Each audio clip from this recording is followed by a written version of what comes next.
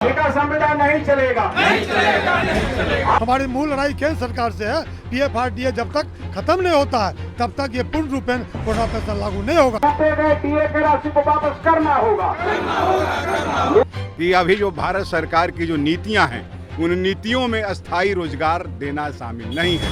जब जब जुल्म किया है सत्ता के गलियारों से, जर्रा जर्रा गूंज उठा है इनकलाब के नारों से, इनकलाब के नारों से। तो बिहार के जो शिक्षक लगातार छले गए और आज जब वर्तमान की सरकार है वो भी छलने का काम कर रही है। सराहना करेंगे शिक्षक नेता हमने निकाली शैलेश झा जी को नए जुड़े हैं, पूरा जुलूस लेकर आए।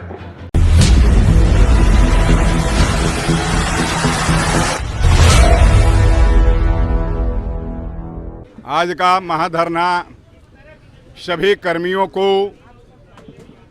पुराना पेंशन दिया जाए, ठेका, संविदा, आउटसोर्सिंग, मास्टर रोल, दैनिक पोस्ट, मौसमी, स्कीम वर्कर, इन तमाम लोगों की सेवा नियमित किया जाए। 18 महीना का कोरोना के नाम पर जबरन महंगाई भत्ता को रोक करके जो मोदी केयर फंड में डाला गया वो अविलंब कर्मचारियों का भुगतान किया जाए। जो महंगाई भत्ता 25% से ज़्यादा हो गई है, केंद्र के अनुरूप आवास भत्ता का बिहार में भी भुगतान किया जाए।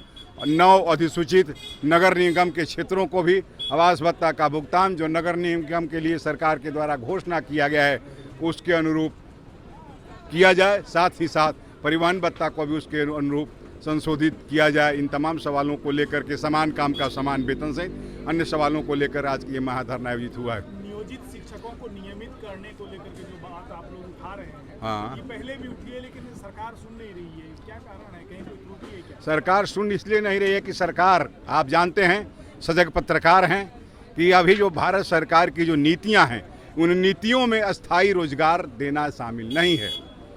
उन नीतियों, निजीकरण, उदारीकरण, वैश्वीकरण के आधार पर जब चल रही है तो हमें नीतियों के बदलने की लड़ाई लड़नी है और उस लड़ाई को ये बढ़ा रहे हैं। इस लड़ाई को बढ़ा करके हम यहाँ तक ले जाएंगे कि या तो नीति बदलेगी या सरकार बदलेगी। क्या लगता है आगे का क्या कार्यक्रम होगा? कार्यक्रम आज 1 दिवसीय धरना के माध्यम से अपनी मांग को लेकर के दिया, सरकार का ध्यान आकृष्ट किया है, चिताया है, ठीक है। और फिर हमारी राज्य सम्मेलन हो रहा है, उसमें हम रणनीति तय करेंगे।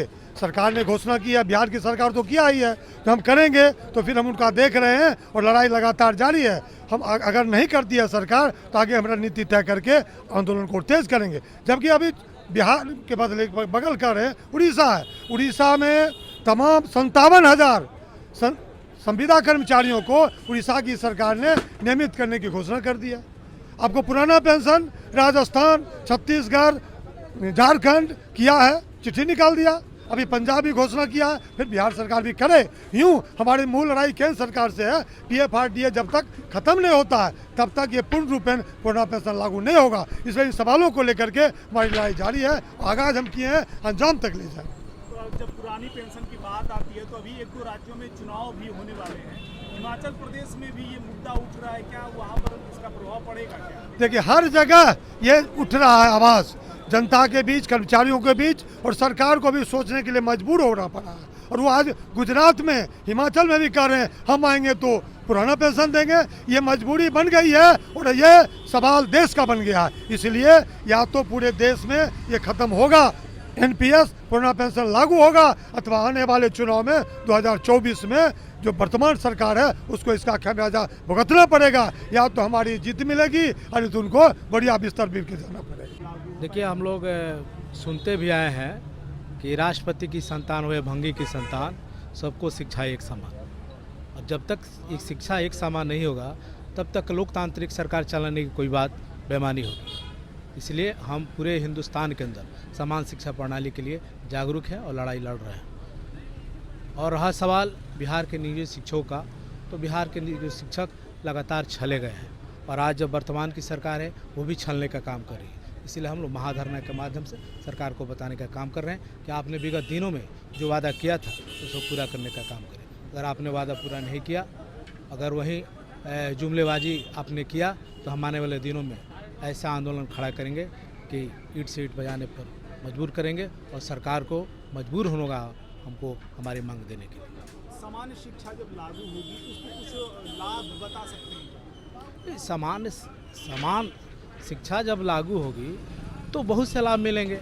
इस तरह इस देश में दो तरह की शिक्षा नीति लागू चल रही है, एक पूंजीपतियों के पक्ष में और एक गरीबों के पक्ष में। तो हम चाहते हैं एक पक्ष की शिक्षा प्रणाली लागू की जाए जो सब सुलभ हो सके, आसानी से सुलभ हो सके। इसलिए हम लोग चाहते हैं। उदय शंकर गुड्डू, प्रदेश अध्यक्ष बिहार राज्य एकीकृत प्राथमिक शिक्षक संघ, संबद्ध बिहार राज्य राजपत्रित कर्मचारी महासंघ।